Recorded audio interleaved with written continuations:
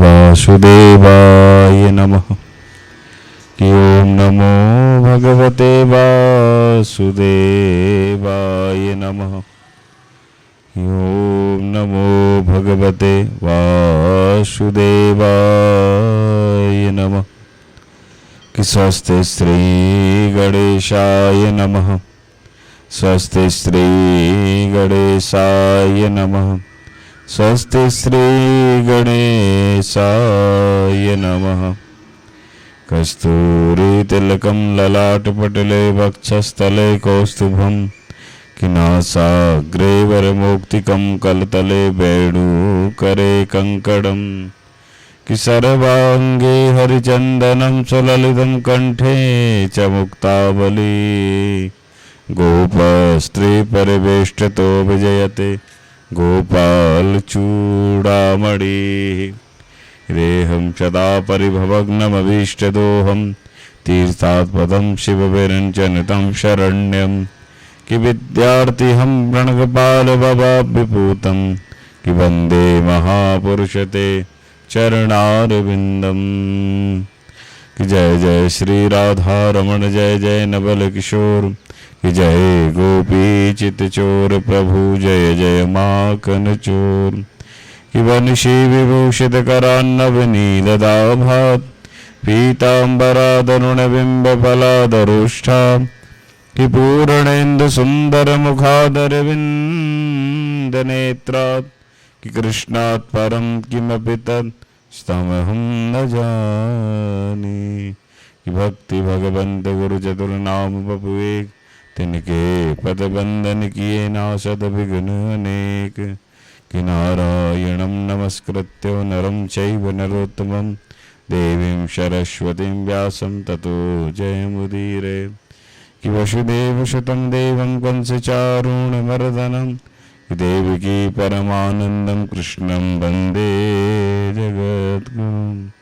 कि गुरुर्ब्रह्मा गुरुर्विष्णु गुरुर्देवो महेश्वरः गुरुर्साक्षात् परब्रह्म तस्मै श्री गुरुभे नमः। तस्मै श्री गुरुभे नमः। परम मंगलमय परात्पर अखिलेश्वर नंदनंदन यशोदानंदन के प्रतिबांगमय स्वरूप श्रीमद् भागवत कथा के पंचम दिवस की पावन कथा में हम और आप सब प्रवेश कर रहे हैं। श्रीमद् भागवत के दिव्य प्रसंगों को सुनते हुए जहाँ पतित पावनी मां गंगा के पावन तट स्वामी नारायण घाट के पावन सन्निधि में श्रीमद् भागवत के दिव्य महोत्सव के चलते हुए श्रीमद् भागवत के पंचम दिवस में हम और आप सब प्रवेश कर रहे हैं। कल भागवत के दिव्य प्रसंगों को श्रवण करते हुए कल की कथा में हमने भगवान के दिव्य जन्म उत्सव का प्रादुर्भाव हुआ, उत्सवों को मनाया, भगवान ने कैसे जन्म लिया है, कहाँ ठाकुर जी का जन्म हुआ है। कल हम श्री सुखदेव जी महाराज जी ने परीक्षित जी को चंद्रवंश का वर्णन सुनाया है कि कैसे ठाकुर जी चंद्रवंश में आए, उनकी महिमा को सुनाया है। जब ऋषियों ने सुना भगवान के जन्म की कथा तो सारे ऋषि मग्न हो गए कि प्रभु ऐसी कथा आपने सुनाई है कि हमारा हृदय गदगद हो गया। दिव्य आपने हमको कथा सुनाई है, दिव्य सुंदर चंद्रवंश का वर्णन किया जिसमें ठाकुर जी का जन्म हुआ। ठाकुर जी का जन्म हुआ, दिव्य उत्सव मनाया। पूरे ब्रज मंडल में प्रतिदिन ठाकुर जी के जन्म उत्सव का उत्सव ही मनता था, क्योंकि नंद बाबा ने भी आज सब कुछ लुटाए जा रहे हैं। आनंद मना होकर सब कुछ लुटाए जा रहे हैं। ऐसे नंद बाबा जो ब्रज में वास करते हैं, नंद बाबा ने जब लाला का दर्शन किया तो मन में बड़ा अद्भुत भाव आया उनके कि वास्तव में सत्य है। ठाकुर जी कभी, ये तो जन्म नहीं, ये तो अजन्मा है, इनका कभी जन्म ही ना हुआ हो, और आज हम और आप सब नंद के आनंद भयो जय कन्हैया लाल के, भगवान नंद के आंगन में हुए, इसलिए घर घर लोग बधाइयां बज रही हैं। सारे देव ऋषि मुनि सब आए हैं, सब ने भगवान की स्तुति की है, सब ने दर्शन कराए ठाकुर जी का। नंद बाबा के यहाँ 9 लाख गायों का, उनके यहाँ जो 9 लाख गायें थी, उनका टैक्स लगा करता था। कर, जिसको कर से बोलते, कर देने के लिए वो मथुरा जाया करते थे। मगर नंद बाबा के यहाँ इतना उत्सव चल रहा था कि सब कुछ भूल गए थे। मन में उनको ध्यान आया कि मुझे 9 लाख गायों का टैक्स लगता है, तो मुझे कर देने के लिए मथुरा जाना पड़ेगा। और जैसे जब नंद बाबा ने मन में विचार ही किया है, सब ब्रजवासियों को बुलाए कि देखो मैं मथुरा जा रहा हूं कर देने के लिए, तो मैया और लाला को ध्यान रखियो। सब ब्रजवासियों ने कहा ठीक है बाबा, कोई बात नहीं, आप चले जाइए, हम लोग हैं ना, हम सब ध्यान रखेंगे। बैलगाड़ी में दिव्य बढ़िया नंद बाबा बैठकर और सीधे मथुरा की ओर निकल दिए। जैसे जब नंद बाबा मथुरा पहुंचे हैं और ब्रजवासी लोग आज नंद बाबा के घर में आनंद मना रहे हैं, इतना उत्सव चल रहा है ठाकुर जी का। नंद बाबा मथुरा आ गए हैं, ब्रजवासी बढ़िया दिव्य उत्सव मना रहे हैं, दिव्य उत्सव चल रहा है। जैसे नंद बाबा कंस के महल में पहुंचे तो सबसे पहले वसुदेव जी से भेंट हुई है, और जब वसुदेव जी से भेंट हुई, वसुदेव जी ने देखा कि आज साक्षात नंद बाबा आए हुए हैं। उन्होंने वसुदेव जी ने उनको प्रणाम किया, और जैसे नंद बाबा वसुदेव जी के पास पहुंचे, वसुदेव जी की ओर देखा, तो मन में बड़ा उनको संशय हुआ कि भैया मुझे पता चला है कि इस कंस पापी ने तुम्हारे 6 पुत्रों को मार दिया है, मुझे बहुत दुख हुआ है। वसुदेव जी बोले चलो कोई बात नहीं, जो होना था तो वो हो गया। मैंने सुना कि तुम्हारे यहाँ लाला भयो है, मैं तुमको बहुत बहुत आशीष प्रदान, बहुत बहुत लाला को बधाई देवो चाहो। नंद बाबा ने कहा कोई बात नहीं, जे समझो जैसे मेरे लाला वैसे तुम्हारो लाला। आज आपस में वसुदेव जी और नंद बाबा वार्तालाप कर रहे हैं, जैसा तुम्हारा लाला वैसे हमारा लाला।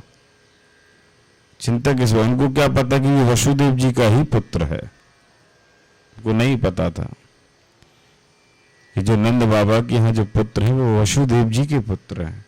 और आज नंद बाबा कहते हैं वासुदेव से कि मेरा पुत्र तुम अपना पुत्र समझिएगा। भगवान वसुदेव जी कहने लगे देखो मैं एक बात कह दूं। बोले कहो। बोले मुझे कुछ आभास हो रहा है कि गोकुल में कुछ बहुत बड़ा उत्पाद होने वाला है, और मैं ये चाहता हूं कि तुम शीघ्र ही कंस को कर दे के शीघ्र ही सीधे चले जाओ यहां से। गोकुल में बहुत बड़ा उत्पाद होने वाला है। नंद बाबा ने कहा तुमको कैसे पता? बोले मैं सच्चो जोशी हूं, मैं झूठ ना ही बोलूं, इसलिए तुम तुरंत यहां से चले जाओ। आपस में नंद बाबा और वसुदेव जी की वार्ता हुई है। उसके बाद में नंद बाबा गए हैं कंस के पास।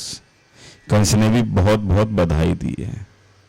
अरे भैया नंद बाबा तुम्हारे 80 साल की आयु तुम्हारा छोरा भाई, बहुत बहुत आशीष है, बहुत बहुत शुभकामनाएं हैं। आज कंस को भी नहीं है पता कि जो जिनको वो बधाई दे रहे, जिनको बहुत मनोकामना आशीष दे रहे हैं, उनको भी ये नहीं पता कि मेरा 8वां काल इन्हीं के घर में है। मगर नंद बाबा को कह रहे हैं बहुत बहुत आशीर्वाद है, बहुत बहुत बधाई है। नंद बाबा ने कहा देखो समय नहीं है, मैं ब्रजवासियों को छोड़कर आया हूं, मैं चाहता हूं कि आपको कर देने के लिए आया था और आपसे भेंट भी हो गई है। नंद यहाँ कंस ने नंद बाबा को बहुत समझाया है कि अच्छे से बालक का ध्यान रखना, उसका स्मरण करते रहना, चिंता, क्योंकि जो साक्षात वो कृष्ण है। जैसे जब नंद बाबा ने कंस के पास गए हैं, कंस से वार्तालाप हुई है, नंद बाबा ने कंस को कहा ठीक है अब मुझे मथुरा चलना चाहिए, और मैं मथुरा से मैं जब बोले वसुदेव जी से मिले कि नहीं, बोले हाँ मैं उनसे मिल चुका हूं। क्योंकि नंद बाबा सब जानते थे कि कंस कितना पापी है, जिसने 6 पुत्रों को मार दिया, प्रणाम किया है, और वहां से मथुरा से नंद बाबा निकल गए। यहां कंस ने एक दिव्य राक्षसी को भेजा है। कौन सी राक्षसी को भेजा है? कल मैंने बताया भी था कि राजा बलि की जो पुत्री थी रत्नमाला, वही पूतना बनी। पहले भगवान की चाह थी कि इतने सुंदर, जब वामन भगवान उनके जब वहां पहुंचे तो रत्नमाला वामन भगवान को देखती ही रह गई। खास ऐसा पुत्र मेरा भी हो, मैं उसे अपना स्तनपान कराऊं। भगवान ने वो मनोकामना भी पूर्ण की। कंस ने बुलाया सबको, देखो जितने भी ब्रज में जितने भी नवजात जो शिशु हैं इन सबको मार दो जाकर। किसी में तो 8वां हो गई, कहीं ना कहीं तो होगा, क्योंकि आकाशवाणी हुई थी जिसको तू मारना चाहता है वो कब कब ब्रज में जन्म ले चुका है। दैत्य लोग बोले हम कैसे जाएंगे, हमको तो कोई घुसने भी नहीं देगा, लोग मार के और भगा देंगे। बगल में पूतना मौसी खड़ी हुई थी, बोले ये काम मैं करूंगी। बोले तुम कैसे करोगे, तुम्हारा ये रूप देख के ही लोग डर जाएंगे सारे, तुमको भी भगा देंगे। बोले वो चिंता मत करो, मैं अपना सुंदर रूप बनाकर जाऊंगी। अब यहाँ नंद बाबा बैलगाड़ी में बैठे गोकुल के लिए निकल रहे हैं, और पूतना मौसी ने दिव्य स्वरूप धारण किया, सीधे गोकुल पहुंच गई। अब जैसे गोकुल पहुंची है, अभी लाला कोई ज्यादा दिन के नहीं हुए, अभी छोटे से कन्हैया है, अभी कोई ज्यादा वर्ष के भी नहीं है वो तो। और जैसे जब पूतना वहां पहुंची, उसने देखा कि मैं इस मंडली में मैं कैसे सम्मिलित हो सकती हूँ। उसने दिव्य स्वरूप धारण किया, और जितने भी ब्रजवासी थे जो रोज जो भगवान की नित्य बधाइयां लेकर जाया करते थे, रोज प्रतिदिन जो भी उत्सव होता बड़ी धूमधाम से होता, क्योंकि नंद रानी के यहाँ इतने वर्ष की आयु में जहां लाला हुआ है, तो खुशी के मारे वो रह नहीं गई। कोई भी उत्सव मनाए बड़ी धूमधाम से मनाए। तो आज ऐसी नंद बाबा ने जो 9 लाख गाय थी जिनका टैक्स लगता है उसका कर देने के लिए चले गए। यह पूतना मौसी प्रवेश कर गई। जैसे झंडों में पहुंच गई तो उन्होंने सब ब्रजवासी देखते, भैया ये कौन है, ये कहाँ से आई हैं। एक ब्रजवासी बोले भैया ये दूर की कोई रिश्तेदार होगी। आपस में बात कर रहे हैं ब्रजवासी के। पहली बार इतनी दिव्य पूतना को जो इतना सुंदर स्वरूप बनाकर गई थी, पहली बार आज उस स्वरूप का दर्शन किया है। ब्रजवासी आपस में वार्तालाप करते हैं। जिस लाइन में लोग लगे हुए थे बधाइयां दे रहे थे ठाकुर जी को, उसी लाइन में वो भी लग गई। सबकी बारी आई, सबने लाला को बहुत बहुत बधाइयां दी हैं। भगवान भी मंद मंद मुस्कुराकर देख रहे हैं। और जैसे जब उन्होंने देखा तो मन में बड़ा भाव आया। अब पूतना मौसी जैसे द्वार पर प्रवेश हुई तो यशोदा मैया ने कहा आप कौन है और आप कहाँ से आई हैं। तो पूतना मौसी बोली तुम मुझको जानती नहीं हो, मैं तुम्हारे बहुत दूर की रिश्तेदार हूँ। शायद मुझे भूल गई होगी, इतना बड़ा घर का कारगर संभालने वाली शायद रह गए होंगे, कोई मेहमान भूल गई होगी। अनेक प्रकार की विचार बात वार्तालाप करने लगी। यशोदा मैया ने कहा ठीक है बहना कोई बात नहीं। बोली एक काम करो, मुझे बड़ी जोर से प्यास लगी, एक गिलास पानी मिलेगा क्या। जैसी यशोदा मैया पानी लेने के लिए गई हैं और जैसे भगवान के पास पहुंची हैं तो भगवान ने आंखें बंद कर ली। सनिमीलित एक क्षण ऐसी पूतना को देख के भगवान ने तुरंत आंखें बंद कर ली। इसका संत भाव देते हैं कि भगवान ने आंखें बंद क्यों की पूतना को देखकर। एक भाव तो ये है, भगवान ने सोचा कि मुझे सबसे पहले मुझे मां से ही प्रारंभ करना पड़ता है, और सबसे पहले आज पूतना मौसी पहुंच गई मारने के लिए, सबसे पहले गति इन्हीं को देना पड़ेगा। दूसरा भाव उनके मन में ये आया कि पूतना स्तनों विष लगाकर आई थी, तो भोले बाबा का स्मरण किया कि देखिए जहर जहर तो आप पी लो, दूध दूध मैं पी लेता हूं, इसलिए आंखें बंद की। तीसरा भाव ये है कि भगवान के नेत्रों में सूर्य और चंद्र विराजते हैं, इसलिए शायद भगवान ने आंखें बंद की। जैसे पूतना ने कृष्ण को देखा और कृष्ण ने पूतना को देखा, तो भगवान तुम बड़े मंद मंद मुस्कुरा रहे हैं। और पूतना मौसी ने लाला को उठाया है, पालने में लाला सोए रहे थे, जब उठाया है तो सीधे उठाकर आकाश में उड़ा ले गई। जब आकाश में पूतना मौसी ले गई ठाकुर जी को, तो ठाकुर जी को स्तनपान कराने लगी। मैया ने देखा कि अभी हाल जो आई थी वो कहाँ गई, और जैसे मैया ने पालने की ओर देखा तो पालने में लाला नहीं था। मैया घबरा गई एकदम कि कहाँ गया लाला। फिर मन में विचार आया कि जो वो रिश्तेदार बनकर आई थी वो लगता कोई दिव्य राक्षसी रही है, वो मेरे ठाकुर जी को उठाकर ले गई। ब्रजवासी बोले देखो भैया बचाओ बचाओ बचाओ, क्योंकि इतनी विकराल रूप उसने धारण कर लिया कि सारे ब्रजवासी देखकर डर गए। भगवान ने कहा, पूतना मौसी बोली कि अब मैं तुझे छोड़ूंगी नहीं। भगवान ने कहा मौसी जी कोई बात नहीं, चिंता मत करो। जैसे भगवान ने जब पूतना ने भगवान को स्तनपान करा तो धीरे धीरे पूतना के प्राणों को ही खींच लिया। फिर पूतना बड़ी हंस रही थी जोर जोर से, बाद में रोने लगी क्योंकि प्राणों को ही खींच लिया। कहने लाला छोड़ दे लाला छोड़ दे लाला छोड़ दे। भगवान बोले मौसी जी एक बार पकड़ लेते हैं तो फिर छोड़ते नहीं है, और हमसे छोड़ो आबू ना आए तो हम छोड़ेंगे ना। पूतना ने लाला को बहुत लाला छोड़ दे लाला छोड़ दे, भगवान ने प्राण सहित पूतना की खींच ली। और पूतना ब्रज मंडल की त्रिगब्बी यानी 7 गब्बी कोस में जाकर गिर गई।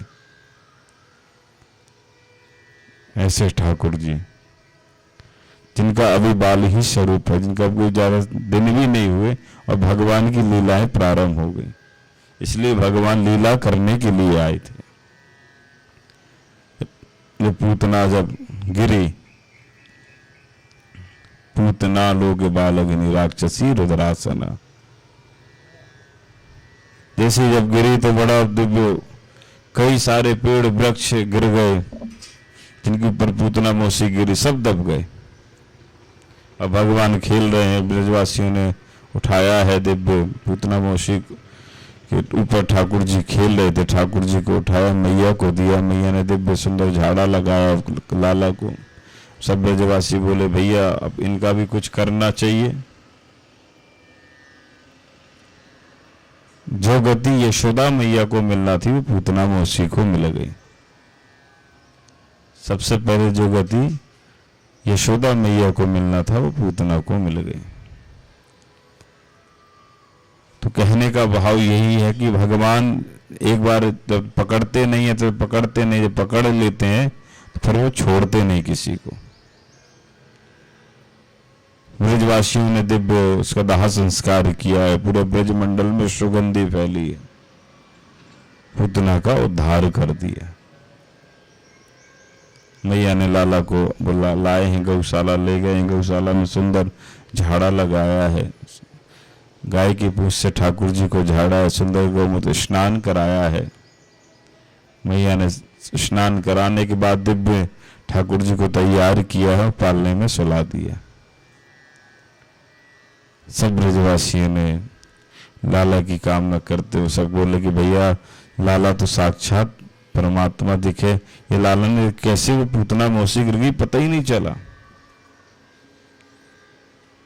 भगवान हमेशा मुस्कुराते हैं, सब ब्रजवासी देखते हैं, जो भी आता बधाई लेकर मुस्कुराने लगते। ठाकुर जी कहते हैं वाह, आज साक्षात मेरे आंगन में लोग आते हैं, मुझे दर्शन करने लगे, नृत्य करते हैं और मेरे ही उत्सव मुझे बड़ा आनंद आता है। प्रतिदिन कोई ना कोई एक उत्सव मना करता था, कोई ना कोई आया करता था रोज उत्सव मनाने के लिए। दिव्य सुखदेव जी ने परीक्षित जी को ये शिव दिव्य कथा सुनाई है। आगे की बड़ी सुंदर कथा है कि भगवान जब थोड़े से बड़े हुए तो भगवान एक दिन कंस ने कई राक्षसों को भेजा। पहले सक्टासुर को भेजा, फिर तृणाभुत को भेजा। भगवान को आकाश में उठाकर लिया, भगवान ने मारी लात तो जाकर गिर गए। नंद बाबा जैसे ब्रजमंडल में पहुंचे तो जैसे लाला को देखा, सारी कहानी उनको सुनाई गई। जब उनके मन में विचार आया कि वास्तव में वसुदेव जी ने मुझसे सत्य कहा था कि तुम गोकुल चले जाओ, बहुत बड़ा उत्पात होने वाला है और ये छोड़ेगा नहीं, सत्य कहा था। और उसी समय भगवान की ओर नंद बाबा ने देखा, ठाकुर जी मुस्कुराते हुए। ब्रजवासी बोले बाबा तुमको ना पतो, थोड़ी देर पहले ही एक न जाने कहां से राक्षसी आई थी और लाला को उठाकर ले गई। अहो वक्योम स्तन काल कूटम जिगान सया पायदात प्रसाद भी लेवे गतिन्धाति चिताम में तुण्यम कम्बा दयालम शरणम ब्रजेहम। जो गति यशोदा मैया को मिलना थी वो पूतना मौसी को मिल गई।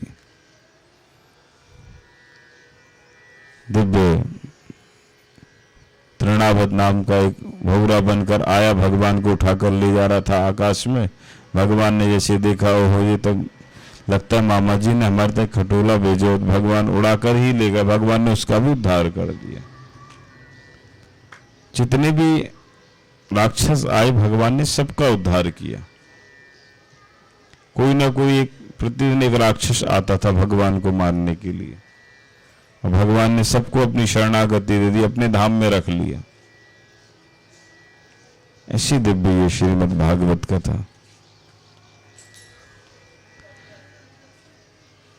उसके बाद में बड़ी सुंदर कथा आती है, भगवान का संस्कार हुआ है, अंजन संस्कार। भगवान को दिव्य काजल लगाया गया है, इसको अंजन संस्कार कहते हैं। 16 संस्कार भगवान के एक अंजन संस्कार हुआ है। दिव्य भगवान को काजल लगाया गया है। जब मैया जब आंखों में जब लाला के काजल लगाते, जब लाला जब उठते हैं सोकर तो हाथों से आंखों को मीड़ लिया करते हैं, तो भगवान जगन्नाथ का दर्शन होता है कि साक्षात जगन्नाथ भगवान का दर्शन होता है। ऐसी दिव्य कथा श्री सुखदेव जी महाराज परीक्षित जी को दिव्य प्रसंग सुनाते हुए बताते हैं कि भगवान जगन्नाथ के स्वरूप है। भगवान कहते हैं आपने सत्य कहा, मैं जगन्नाथ ही तो हूं। मैं जो भक्त मुझे जिस भाव में देखे मैं उसी भाव में उसको दर्शन दे देता हूं। आप मुझे किसी भी भाव में देखोगे मैं उसी भाव में आपको दर्शन दे दूंगा।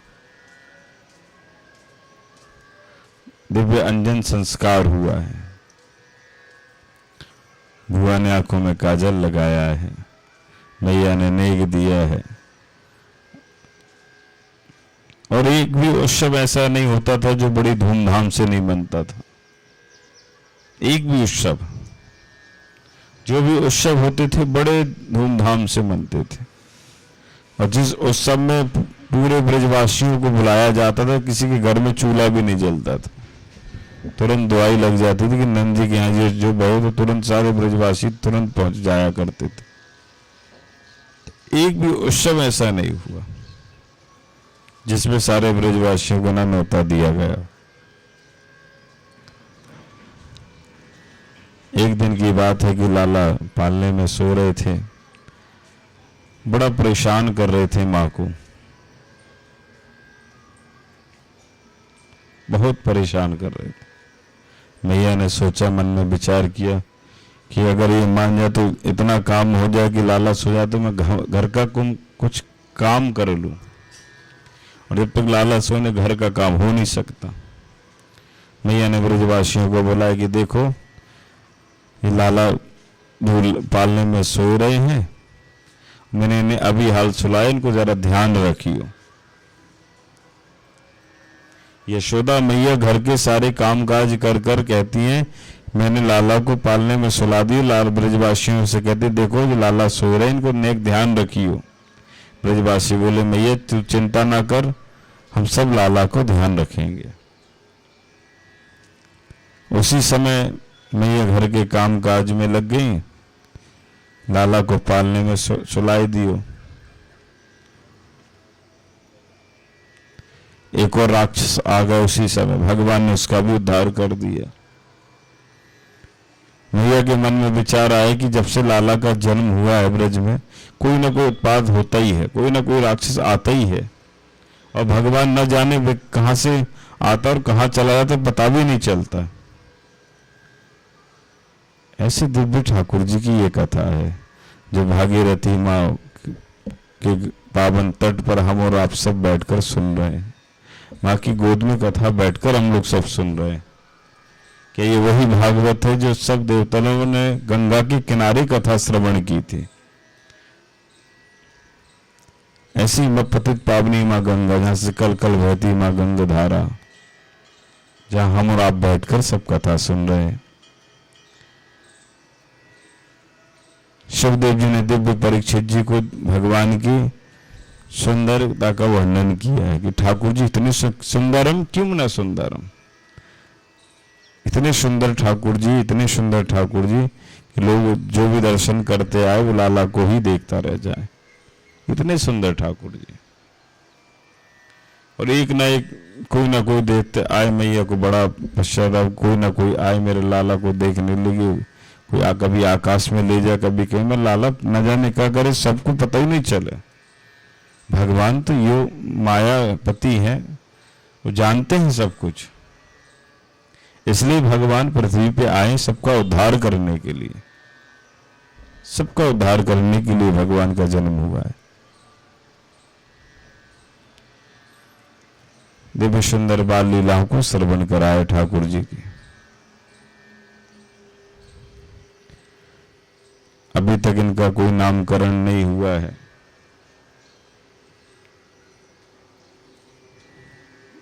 यशोदा मैया ने नंद बाबा से कहा कि देखिए इनका नामकरण होना चाहिए। तो जो नंद बाबा के जो गुरु थे, कुल गुरु गर्गाचार्य जी, उनको बुलाया गया है। बोले आपके द्वारा हम चाहते कि हमारे दोनों पुत्रों का नामकरण हो। गर्गाचार्य जी ने कहा ठीक है, कोई बात नहीं, हम जरूर अवश्य पधारेंगे नामकरण के लिए। और गर्गाचार्य जी जब जैसे ही वहां पहुंचे तो गर्गाचार्य जी ने एक बात कही, बोले देखिए मैं नामकरण तो कर दूंगा मगर एकांत में, या कोई भी ना हो। अभी कंस को पता चलेगा तो वो छोड़ेगा नहीं, इसलिए एकांत में हम लोग भगवान का नामकरण करेंगे। रोहिणी मैया ने भी कहा ठीक कह रहे हैं आप। पहले यशोदा मैया ने सोचा कि शायद इनको कुछ आता नहीं होगा, मन में विचार करने लगी। गर्गाचार्य जी ने कहा जिसको नामकरण कराना हो सीधे गौशाला में चलो। और मैया एक बात और कह दे, नामकरण बस हम और अब 4 ही लोग रहेंगे, ज्यादा कोई नहीं होगा। कोई भी उत्सव मत बनाना जिससे कंस को भनक लग जाए। नंद बाबा ने कहा कोई बात नहीं, आप इनका नामकरण करिए। गौशाला में गए हैं। जो रोहिणी जी के जो पुत्र थे वो माँ यशोदा की गोद में थे, जो यशोदा के जो पुत्र थे वो रोहिणी के गोद में थे। जैसे जब गर्गाचार्य जी पहुंचे तो भगवान की ओर देखा तो समाधि लग गई। जैसे उन्होंने ठाकुर जी का ईश्वर देखा तो उनको ध्यान में चले गए, क्योंकि साक्षात ब्रह्म का दर्शन कर रहे हैं, अर्थात तो ब्रह्म जिज्ञासा। आज ब्रह्म का दर्शन करा, और जब ब्रह्म का दर्शन किया तो देखते ही रह गए, ऐसा ब्रह्म, साक्षात ब्रह्म है ये तो। समाधि लग गई उसी समय। यशोदा मैया और रोहिणी मैया ने मन में विचार किया कि ये तो साक्षात, ये तो गुरु है, और नामकरण करने के लिए इनको क्या हो गया। मैया ने बहुत नंद बाबा को ताली बजवा उठाया तो भी नहीं उठे। और जैसे ही कुछ कहना चाह रहे थे, भगवान ने कहा देखो मैं यहाँ लीला करने के लिए आया हूं और मुझे लीला करना है, मुझे भगवान की उपाधि मत देना, मुझे भगवान की उपाधि मत देना।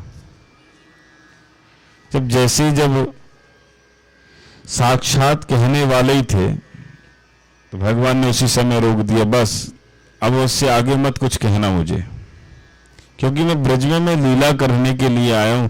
कहीं ऐसा नहीं कि मुझे लीला ना करना पड़े, क्योंकि आजकल क्या होता है कि ठाकुर जी की सेवा करते जरूर है, मगर चार चिरौंजी सुबह भोग लगाते थे, 4 चिरौंजी शाम को भोग लगा देते हैं, बाद में अलमारी बंद करके रख देते हैं। तो मैं लीला करने के लिए आया, मुझे लीला करना है, इसलिए मुझे भगवान की उपाधि मत देना। क्यों? गर्गाचार्य जी जानते थे ये साक्षात ब्रह्म है, ये ब्रह्म है ये, इसलिए नामकरण करने में साक्षात कहा, इतने में ही शांत हो गए। इसलिए ठाकुर जी की सेवा करो, प्रेम भाव से करो। हम जो भी वस्तु लाते हैं पहले ठाकुर जी को अर्पण करो, ठाकुर जी को अर्पण करने के बाद वस्तु को धारण करो तो प्रसाद के रूप में हो जाती है। हम घर में जब भोग बनाते हैं तो रसोई घर में स्वच्छ होना चाहिए, बिल्कुल पवित्र होना चाहिए। और जिस घर में जब ठाकुर जी का भोग लगता है वो घर नहीं होता, उसको मंदिर के समान होता है। वो दिव्य ठाकुर जी को भोग बनाना चाहिए। जो भी आप बनाते हैं घर में ठाकुर जी को पहले भोग लगा के खाना चाहिए। पहले भोग लगा, उसके बाद में तुम पाओ, वो अमृत हो जाता है। हम जो शौक करते हैं वो ठाकुर जी को भी कराना चाहिए। कोई भी चीज वस्तु लाओ, कोई भी भोग बनाओ, नई चीज बनाओ, तो सबसे पहले ठाकुर जी को अर्पण करो, उसके बाद में आप पाओ, तो वो दिव्य अमृत के स्वरूप हो जाएगा। वो जब गर्गाचार्य जी कहने ही वाले थे साक्षात, तो उसी समय भगवान ने कहा हमारी पोल पट्टी मत खोलना गर्गाचार्य जी। प्रणाम किया गर्गाचार्य जी को, बस यहीं तक ही सीमित रहो। मैया ने सोचा मुझे साक्षात कह के रे बोले अयम ही रोहिणी पुत्रो। रोहिणी मैया जो तुम्हारे जो गोद में है ये यशोदा मैया का पुत्र है। यशोदा मैया ने मन में विचार किया, ये लगते पक्के जोशी, इनको सब ज्ञान है, सच्चे जोशी हैं जी। अयम ही रोहिणी पुत्रो। यशोदा मैया के मन में विचार आया, भैया ये तो उन्होंने तो सत्य कह दिए, क्योंकि अदला बदला कर लिए थे। रोहिणी जी का जो पुत्र था वो यशोदा मैया की गोद में था, और यशोदा मैया का जो पुत्र था वो रोहिणी जी की गोद में था। यशोदा मैया से कहा जो आपकी गोद में जो पुत्र है वो रोहिणी जी का है, बल में ज्यादा बड़े होंगे, इनमें बल बहुत होगा, इसलिए इनका नाम बलराम है। रोहिणी जी के पुत्र का नाम रखा बलराम। और जो रोहिणी जी के जो गोद में थे साक्षात कहने वाले थे, भगवान ने कहा बस मैं आप और आगे मत कुछ कहिएगा। तो भगवान गर्गाचार्य जी कहने लगे मैया इनका नाम है कृष्ण। मैया बोली देखो बाबा हमसे तो कुछ नाम आवे नहीं, इसलिए हम कृष्ण न लेके हम लाला को नाम कन्हुआ कन्हुआ कह के पुकारेंगे। मैया ने कहा कि हमसे कृष्ण विष्णु नाम नहीं है, बड़ा अटपटा नाम है, इसलिए हम इनका नाम कन्हुआ कह के पुकारेंगे। और गर्गाचार्य जी ने दिव्य दोनों पुत्रों का नामकरण किया है। नंद बाबा ने दिव्य बहुत सा दान दिया है ये गर्गाचार्य जी को। और जब नामकरण जब गौशाला में किया तो एकांत में वहां कोई भी नहीं था, किसी को भनक भी नहीं लगा। ऐसे साक्षात ब्रह्म जो हम और आप सबके मध्य में प्रकट हुए हैं लीला करने के लिए, क्योंकि लीला ब्रह्म ही कर सकता और कोई नहीं कर सकता। जो लीला ब्रह्म ने की है उस लीला को जो स्मरण किया है वो और कोई नहीं कर सकता। दिव्य भगवान के नामकरण हुए हैं। बलराम, रोहिणी जी के पुत्र का नाम बलराम रखा और यशोदा मैया के पुत्र का नाम कृष्ण रखा। मैया उनको कृष्ण ना कहकर कन्हुआ कन्हुआ कहती थी। अभी भगवान अभी बोलना भी नहीं जानते थे। जो भी उत्सव हो बड़ी धूमधाम से हो, मगर नामकरण ऐसा हुआ जिसमें कोई उत्सव नहीं मनाया, एकांत में, क्योंकि कंस को पता चल जाता तो उनको भी नहीं छोड़ता, इसलिए एकांत में उत्सव को मनाया। भगवान के नामकरण हो गए। गर्गाचार्य जी ने विदा ली है। नंद बाबा ने कहा इसी तरह आप हमारे यहाँ पधारते रहिए। बड़ा अच्छा लगा, आपने हमारे पुत्रों का नामकरण किया, बहुत प्रसन्नता हुई। बहुत सा धन देकर उनको ब्रजवासियों को बुलाया कि जाओ इनको छोड़कर आओ। बैलगाड़ी में बिठाया, उनकी विदा की है। अब मैया के यहाँ इतने सारे नंद बाबा के यहाँ काम करने वाले हैं, जिसमें 9 द्वार हैं, जिसको नंद भवन कहते हैं। जो वृंदावन गए होंगे उनको पता होगा। ऐसे दिव्य गोकुल में इतना उत्सव हो रहा है, इतना उत्सव चल रहा है कि कोई भी उत्सव बिना उत्सव का नहीं मनता था। छोटा सा भी काम क्यों ना हो तो उत्सव से मनाती थी मैया। नामकरण हो गया। भोले बाबा ने मन प्रार्थना की। मैंने एक दिन और कथा सुनाई थी, ये वही कथा है कि भागवत में भोले बाबा 2 बार आए दर्शन करने के लिए ठाकुर जी का। भोले बाबा ने ऐसा रूप बनाकर आए भगवान का दर्शन करने के लिए। पार्वती भोले बाबा से बोली कि आप कहाँ जा रहे हैं? बोले मैं गोकुल जा रहा हूँ। बोले क्यों? बोले आज परमात्मा का जन्म हुआ, मुझे भी दर्शन करना है। क्योंकि जब उनका जब वो गर्भ में आए थे तो सब स्तुति करने के लिए गए थे, तो मैं उस समय नहीं गया था, तो मुझे भी लगता कि मैं भी एक बार दर्शन कराऊं। पार्वती जी ने कहा ठीक है आप जाइए, मगर आप कैसे जाएंगे? वहां गोकुल में सब लोग आपको देख के डर जाएंगे। बोले चिंता मत करो, मैं एक बाबा का रूप धारण करके जाऊंगा। और भोले बाबा भी लाला का दर्शन करने के लिए आए हैं। और जैसे लाला का दर्शन करने के लिए पहुंचे तो यशोदा मैया ने दर्शन नहीं कराए थे। क्यों? कहीं ऐसा नहीं कि लाला इनको देख के डर जाए, इसलिए यशोदा मैया ने उनको दर्शन नहीं करा। जैसे द्वार पर पहुंचे, मैया ने द्वार खोला, बोले हम आपके लाला का दर्शन करने के लिए। मैया ने कहा हमारा लाला तो सो रहा है अभी, बाबा जब उठ जाएगा तो हम आपको बुला लेंगे। नहीं एक बार दर्शन करा दो। मैया ने कहा जब कहा ना जब उठ जाएंगे, अभी सो रहे हैं वो। उस समय भगवान खेल रहे थे। मैया ने कहा कि अभी भगवान सो रहे हैं लाला, अभी जब वो उठ जाएंगे तो मैं आपको बुला लूंगी, उस समय आप दर्शन कर लेना। और बाबा आपको देखकर मेरा पुत्र डर जाएगा। ऐसे ठाकुर जी, जैसे ठाकुर जी ने देखा आंख बंद करके कि साक्षात आज भोले बाबा पधारे हैं। भोले बाबा का स्मरण जब भी किया था, जब पूतना मोसी स्तनों में जहर लगा कर आई थी, जब भी भोले बाबा का स्मरण किया था। और आज भी भोले बाबा आए, ठाकुर जी खेले नंदरानी के आंगन में। उन्होंने मन में विचारा कि मैया ने कैसे मना कर दिया। भोले बाबा ने सोचा कि मैया जब तक लाला का दर्शन नहीं कराएंगी तो मैं जाऊंगा नहीं ब्रज से। जाकर मंदिर में बैठ गए। अब भगवान ने जब रोना प्रारंभ किया, क्योंकि भगवान भी भोले बाबा का दर्शन करना चाहते थे, मैया करने नहीं दे रही थी, भगवान ने भी रोना प्रारंभ कर दिया। भगवान रोने लगे बड़ी जोर जोर से। सखियों को बुला, देखो ये ना जाने लगता है ये बाबा की नजर लग गई है। जब से बाबा गए हैं जी बड़ी जोर जोर से रो रहे हैं। जाए एक काम कर, वो बाबा मंदिर में बैठे, उनको जाके बुला ला। जैसी सखी दौड़ी दौड़ी गई है, बाबा को बुला कि चलिए। वो नंदराज जी के छोरा को लगता नजर लग गई, वो रोने से चुप ही नहीं हो रहे हैं। और जैसे भगवान शंकर जब पधारे हैं और ठाकुर जी को देखा तो ठाकुर जी स्वयं चुप हो गए। ऐसी दिव्य कथा। एक तक भगवान शंकर भगवान को देखते हैं, एक तक देख रहे हैं, और भगवान कृष्ण भी एक तक देख रहे हैं, भोले बाबा भी एक तक, एक दूसरे को निहार रहे हैं, दर्शन कर रहे हैं एक दूसरे का। शांत हो गए। मैया ने कहा देखो बाबा मुझसे बहुत बड़ी गलती हो गई, मैं आपको समझ नहीं पाई, आज आपने इनको दर्शन, मेरा लाला चुप हो गया, इतनी जोर से रो रहा था, मैंने बहुत समझाया मगर समझे ही नहीं, और आपके दर्शन करने से चुप हो गया। भोले बाबा ने दर्शन किया और वहीं गोकुल में ही बस गए।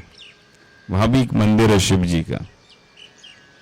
तो भगवान ने अनेक प्रकार की लीलाएं की हैं, जो लीलाओं में ठाकुर जी कहना चाहते कि मैं ब्रज में आया जरूर हूं, मैं लीला करने के लिए आया हूं, मुझे लीला करने में बहुत आनंद आता है, इसलिए मैं तो ब्रज में आया हूं मैं।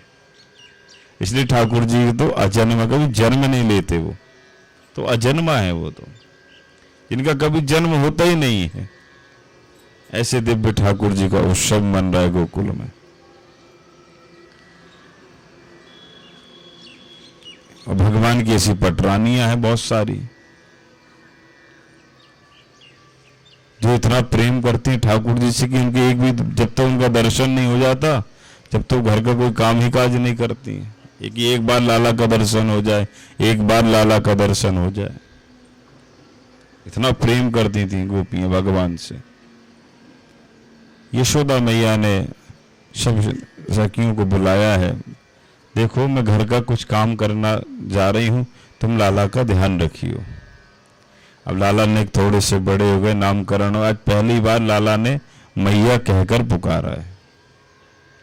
पहली बार जब कृष्ण ने जब पहली बार मैया कहकर पुकारा, मैया को बड़ा आनंद आया कि आज लाला ने मुझसे मैया कहा है, बाबा से बाबा कहा है, भैया से भैया कहा। जैसे ही उन्होंने सुना तो मैया ने पूरे ब्रज में दुहाई लगा दी कि किसी के घर में चूल्हा ना जले, मेरे घर में आके सब प्रसाद पाए। इसलिए मैया कोई भी उत्सव करती थी तो बड़ी धूमधाम से मनाती थी। भगवान तो चाहती थी कि मेरा उत्सव बड़ी धूमधाम से मने। कोई भी उत्सव होता था मैया बड़ी धूमधाम से मनाती थी, किसी के घर में चूल्हा नहीं जलता था। ऐसा उत्सव मैया ने सबसे कहा कि चलो सबके किसी के घर में चुने, ऐसा निमंत्रण दे के आना कि सब यहीं प्रसाद पाए। और सारे ब्रजवासी तो इंतजार में रहते थे खाने के लिए, क्योंकि ब्रजवासी खाने के बड़े अच्छे होते हैं, कई कई किलो रबड़ी खा जाते हैं, मीठा खाने का बड़ा उनको शौक रहता है। और नंद बाबा के यहाँ इतनी सारी गायें की दूध दही की कमी नहीं है, तो चाहती थी कोई ना कोई उत्सव और हमको बुलाया जाए, और सारे ब्रजवासी एकत्रित हो जाते थे उसी समय। आज भगवान बोले हैं, मैया ने खुशी के हमारे पूरे ब्रज में दुहाई लगवा दी कि आज मुझसे लाला ने मैया कहा है। इतनी गदगद प्रसन्न हो गई मैया, क्योंकि भगवान की जो वाणी है ना थोड़ी तोतली वाणी है। जब मैया जब लाला से बात करती हैं तो दोनों का जब संवाद चलता है तो मैया लाला की वाणी को सुनना चाहती है, और लाला भी ऐसी वाणी बोलते, तोतली वाणी। तो मैया को उस वाणी में बड़ा आनंद आता है। ठाकुर जी एक एक बातों को बड़ा सुंदर उत्तर देते हैं। कोई भी काम करें मैया लाला को पुकारें, लाला तुरंत दौड़ के चले आवे। अब एक दिन क्या हुआ कि एक मैया के यहाँ एक ब्राह्मण देवता पहुंचे, सुपाकी ब्राह्मण। उनका नियम था कि अपने हाथ से बनाकर वो खाते थे। कोई भी चीज वो अपने हाथ से बनाएंगे, पाएंगे, भोग लगाएंगे, उसके बाद में प्रसाद पाएंगे। जब आप किसी का स्मरण करोगे, भोग लगाओगे तो ठाकुर जी तो आएंगे। अब जो नंद रानी के आंगन में जो ब्रह्म नाच रहा है वो परमात्मा है, और तुम परमात्मा को बुलाओगे तो परमात्मा जरूर आएंगे। तो जो सुपाकी ब्राह्मण थे जो अपने हाथ से बनाकर खाते थे स्वयं, मैया से कहा, मैया देख मैं अपने हाथ से बनाकर खाता हूँ, ठाकुर जी को भोग लगाता हूँ, बढ़िया चौका साफ कर दो और दिव्य मुझे सीधा लगा कर दे दो, मैं अपने हाथ से बनाऊंगा। तो मैया ने किया, चौका साफ कर दिया, मैया ने दिव्य थाली सजा कर दी है, और थाली सजा कर दी है, तो उसी समय ब्राह्मण देवता चले। ब्राह्मण देवता ने दिव्य सुंदर प्रसाद बनाया है, सुंदर प्रसाद। और जब प्रसाद बनाया है तो ठाकुर जी का स्मरण कर रहे थे। दिव्य बढ़िया खिचड़ी बनाई।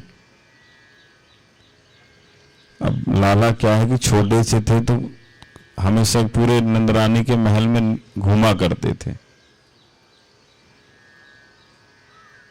घुटमुट घुटमुट घूमा करते थे। ब्राह्मण देवता ने बड़ी सुंदर खिचड़ी बनाई। सपाकी ब्राह्मण थे, अपने हाथ से बनाकर खाते थे।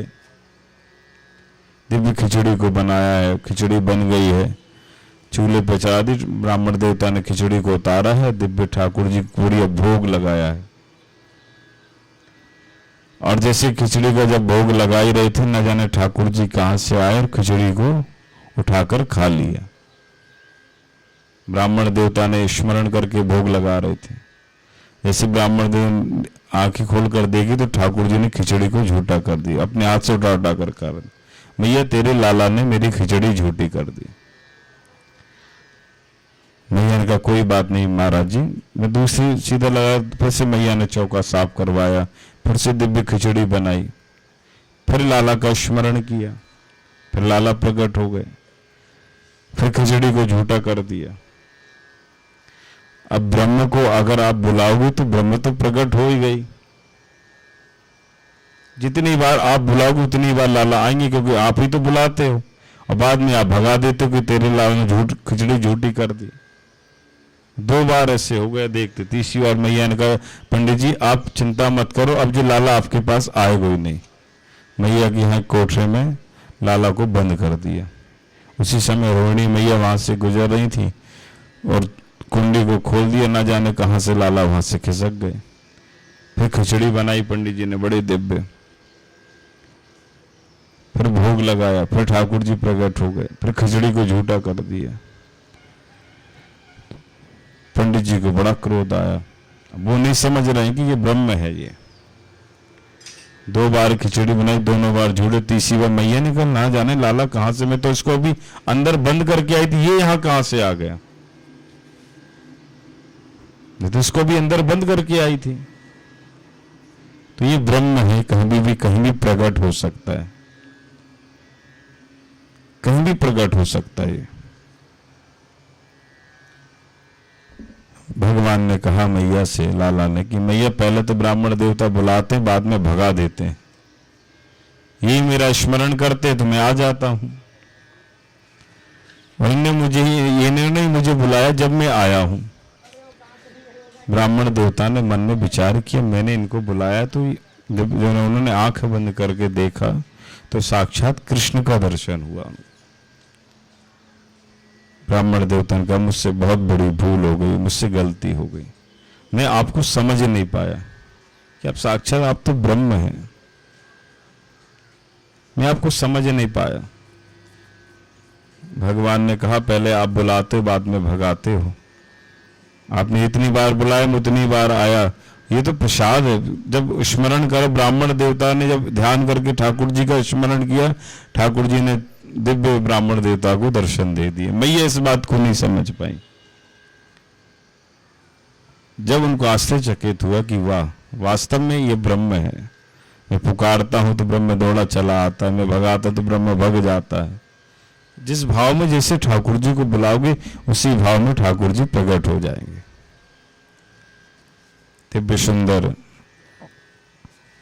भागवत जी दिव्य ये कथा है, श्रीमद् भागवत कथा। जब भी भगवान को भोग लगाओ तुलसी डालकर, जिस भाव से जैसे भगवान को खिलाओगे, उसी भाव में भगवान दर्शन दे देंगे, उसी भाव में तुम्हारे घर आ जाएंगे। भगवान पहुंच गए, ब्राह्मण देवता बुलाते थे पहुंच जाते थे। और जितनी बार खिचड़ी बनाई उतनी बार भगवान ने अपने हाथों से उठाकर खाई है। तभी ब्राह्मण देवता इसको समझ नहीं पाए। जब बाद में जब भगवान ने कहा कि तुम ही मुझे बुलाते हो और तुम ही मुझे भगा देते हो, जब ब्राह्मण देवता ने ध्यान किया कि साक्षात ये तो ब्रह्म है, जिसको मैं भगाता हूं, ये साक्षात कृष्ण है, समय दर्शन किया है। लाला थोड़े से बड़े हुए, मैया लाला की तोतली वाणी सुनती थी। और मैया के यहाँ इतनी सारी गाय थी कि सब काम कामों में लगी रहती थी, कोई सेवा में, कोई कहीं कोई कहीं। मगर लाला मैया के यहाँ एक गाय थी पद्मगंधा नाम की, जिसका ठाकुर जी दूध पिया करते थे। इतनी सुंदर एक उनके यहाँ गाय थी। एकदा ही गृहदासीषु यशोदा नंद गेहिनी कर्मांतर च निक्तासु निर्ममंथन स्वयं बधी। मैया अपने हाथों से मक्खन निकाला करती थी लाला के लिए कि लाला आएगा, भूख लगेगी तो मुझसे माखन मांगेगा तो मैं उसे तुरंत दे दूंगी। एकदा ही गृहदासीषु यशोदा नंद गेहिनी कर्मांतर च निक्तासु निर्ममंथन स्वयं दधी। लाला के लिए स्वयं अपने हाथों से मक्खन निकालती थी मैया। मैया ने सोचा चलो कुछ काम कर लूं घर का। लाला बैठे हुए थे, लाला की वाणी सुन रही थी मैया, क्योंकि लाला थोड़े तोतले थे, तोतली वाणी थी। मैया को उनकी वाणी सुनने में बड़ा आनंद आता था, इतनी सुंदर उनकी वाणी थी। दिव्य बढ़िया मैया घर का कामकाज करने लगी। उसी समय उन्होंने सुंदर भगवान उनके बगल में बैठे हुए थे, मैया उनसे बातें भी करती जाएं, घर का काम भी करती जाएं। मैया वो जो पद्मगंधा नाम की जो गाय है उसका दूध मैया चूल्हे पे चढ़ा के आ गई थी। अब मैया लाला से कहें, देख लाला, जब तेरा ब्याह हो जाएगा ना तो तेरे ताई छोटी सी एक दुल्हनिया ला देंगे। तो भगवान कहते हैं मैया जब मेरी शादी हो जाएगी तो मेरे ताई दुल्हनिया ला दोगे तो मैं उस जैसे मैं गौ चारण कराने गौ जाता हूं तो ऐसे मैं उसको भी साथ ले जाया करूंगा। क्योंकि मैया लाला की वाणी सुन रही है आज। और जो पद्मगंधा नाम की जो गाय थी जिसका ठाकुर जी दूध पीते थे, वो दूध उस समय चढ़ा हुआ था चूल्हे पर। और मैया लाला की वाणी में इतनी मग्न हो गई कि सब भूल गई वो। और ठाकुर जी बढ़िया दिव्य दिव्य सुना रहे हैं, मैया सुन रही है, मैया भी वार्तालाप करती हैं, भगवान भी वार्तालाप करते हैं। उसी समय लाला को भूख लगाई। भूख लगाई तो भगवान ने मैया से कहा, मैया बड़ी जोर से भूख लगी है। अब मैया ने कहा, देख लाला, अभी बस मैं मक्खन निकाल ही रही हूं, ताजा ताजा मक्खन तुझे खिलाऊंगी मैं। मैया ताजा मक्खन लाला को खिलाया करती थी। उसी समय एक शकी दौड़ी दौड़ी एक आई सी, उसने कहा, देख मैया, जिस चूल्हे पे तू दूध चढ़ाकर आई थी वो दूध सारा उफन गया। मैया से भगवान के मन में विचार आया, आज मैया जब दोनों अपनी आपस में वार्तालाप कर रहे हैं, वाणी को सुनने, मैया बड़ी मग्न गोद में बिठा कर रखी थी। और जैसे लाला को जैसे दूध की खबर लगी तो लाला को गोद में से उठाकर भाग गई। भगवान ने कहा, हो दूध प्यारो लगे पूत प्यारो ना लगे। उसी समय मैया वहां से भाग गई। भगवान को बड़ा क्रोध आया। अब ठाकुर जी मचल गए। मैया ने कहा, तुरंत जैसी आई मैया बोली, देख लाला, बस थोड़ी समय और लगेगा, बस तेली में मक्खन तैयार करें। मैया भगवान कहने लगे, मैया मेरे को भूख लगी, अभी हाल लगी, इसी वक्त मुझे चाहिए। मैया ने कहा, चंदा मामा ले ले। तो चंदा मामा पे लाला अटक गए कि अब चंदा ही मामा चाहिए। मैया जैसे कहे वैसे लाला अटक जाएंगे, मुझे वो ही चाहिए, जिद करने लगे। मैया ने परात में जल भर दिया, ले चंदा मामा। बोले, जे चंदा मामा ने चाहिए, जो ऊपर चंदा मामा है वो मुझे चाहिए। चंद्र खिलौना ले हुरी मैया, अब तेरी गोद न आयो। जब तक तू चंद्र नहीं दे देगी लाकर मुझे, जब तक मैं तेरी गोद में नहीं आऊंगा। आज मैया इतनी सुंदर वाणी सुन रही है ठाकुर जी की, इतनी सुंदर वाणी, तूतनी वाणी।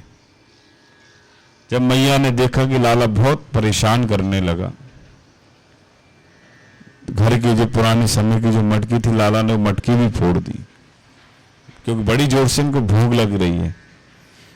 ये तो ब्रह्म है। ब्रह्म ने जब सोचा कि मैया को कैसे परेशान किया जाए, जब उनके मन में भाव आया कि इनको परेशान कैसे किया जाए, तो ब्रह्म ने कई प्रकार की लीलाएं प्रकट कर दी।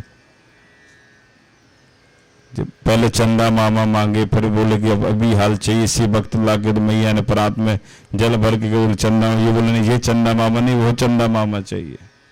मैया बोले, मैं तुझे वो चंदा मामा कहाँ से ला कर दूं? बोले वही चाहिए।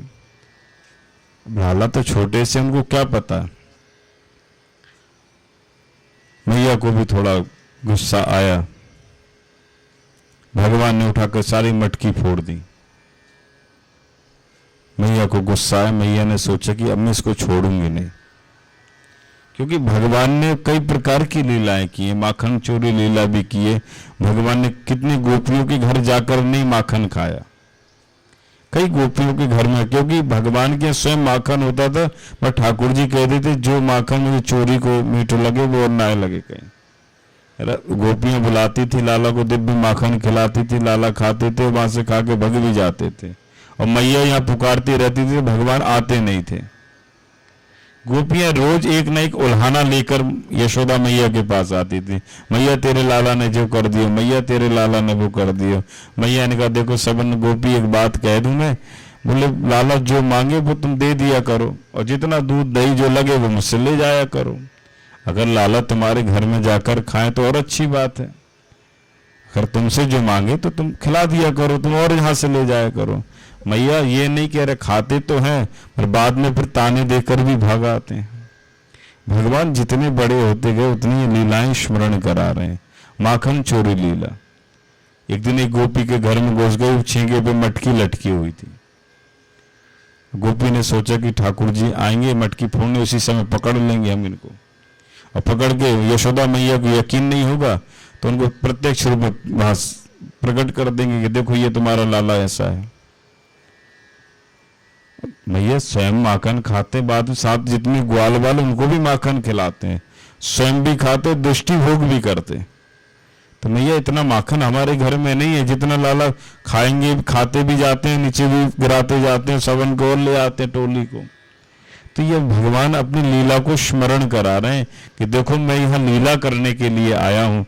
भगवान ने कई प्रकार की लीलाएं की, माखन चोरी लीला, भगवान चोरों के सरदार भी बने, चोरी करने भी गए, कई प्रकार की लीलाएं की ठाकुर जी ने। हर लीला में किसी न किसी को किसी भाव में दर्शन दिया है ठाकुर जी ने, कोई ना कोई लीला का स्मरण कराया है, और जो जो लीलाएं उन्होंने की उस उन लीलाओं को स्मरण कराया है। एक गोपी ने दिव्य माखन ताजा निकाला, ऊपर मटकी लटका दी, उस मटकी में घंटी को बांध दी है। अब क्योंकि भगवान आएंगे, मटकी माखन खाएंगे तो घंटी बजेगी तो तुरंत हम पकड़ लेंगे। अब न जाने सारे ब्रजवासी कहां से घुस गए उस गोपी के घर में। चीके पे मटकी लटकी हुई थी, मटकी के ऊपर घंटी बंधी हुई थी। भगवान ने कहा देखो ये मटकी बड़ी ऊपर है, इसको कैसे फोड़ा जाए। और बड़ी जोर से ब्रजवासियों को भूख लगी थी, बोले लाला तुम्हारे कारण ही हमको थोड़ा माखन खाने को मिल जाए तो थोड़े हम भी तुम्हारे से हरे भरे दिखने लगे। तुम तो हो ही, हम भी देखो कैसे डेढ़ वाले इतने दुबले पतले, तुम्हारे साथ में रहकर हम भी कुछ शरीर बन जाए हमारा भी। तो भगवान एक नई गोपी के यहाँ रोज माखन खाने जाते थे, तो एक गोपी बड़ी होशियार थी, उसने घंटी बांध दी थी, ठाकुर जी आएंगे माखन खाने के लिए तो घंटी बजेगी, हम तुरंत पकड़ लेंगे। जैसे भगवान ने एक दिन पूछा कि घोड़ा बन के स्वयं ठाकुर जी खड़े हो गए, घंटी से बोले देख घंटी इतना याद रखिए जब हम माखन खाएं तो बजियो मत बस। घंटी ने कहा ठीक है हम नहीं बजेंगे। भगवान ने घंटी से बहुत वार्तालाप की। भगवान ने कहा जब हम माखन खाएं और तो बजियो मत बस, क्योंकि गोपी ने इसलिए घंटी बांध रखी है कि जैसे ये चढ़ेंगे मटकी माखन तो तुरंत बच जाएगी तो हमको पकड़ लेंगे। और ब्रह्म को पकड़ना कोई सहज बात नहीं है, ब्रह्म को कोई नहीं पकड़ सकता, सिर्फ मैया ने ही ब्रह्म को पकड़ा था। जब घंटी जब बांधी तो जैसे ठाकुर जी ने माखन खाना प्रारंभ किया तो तुरंत घंटी बज गई। घंटी से भगवान ने कहा था देख जब मैं माखन खाऊं तो बजियो मत, और बिना घंटी के तो भोग कभी लगता नहीं है। जैसे ठाकुर जी ने स्वयं माखन खाना प्रारंभ किया तो घंटी तुरंत बज गई। भगवान ने कहा मैंने तुझसे मना किया था कि तू बजियो मत। घंटी कहने लगी स्वामी आप भोग लगाए मैं ना बजूं, ऐसा हो सकता है क्या? और साक्षात आप भोग लगा रहे हो, बिना घंटी के तो भोग लगता ही नहीं है, इसलिए मैं बच गई। उसी समय गोपियां दौड़े, आप तुरंत ठाकुर जी को पकड़ लिया। तो भगवान अपनी लीलाओं को स्मरण करा रहे हैं। ठाकुर जी ने कई प्रकार की बाल लीलाएं की हैं, कई प्रकार की लीलाएं की हैं। दिव्य मैया को उखल लीला की दिव्य चर्चा है ये। जब भगवान ने अब सारी मटकी फोड़ दी, मैया को बड़ा क्रोध आया, गुस्सा, छड़ी लेकर दौड़ पड़ी। छड़ी लेकर जब दौड़ पड़ी तो मैया ने कहा अब मैं तुझको छोड़ूंगी नहीं लाला।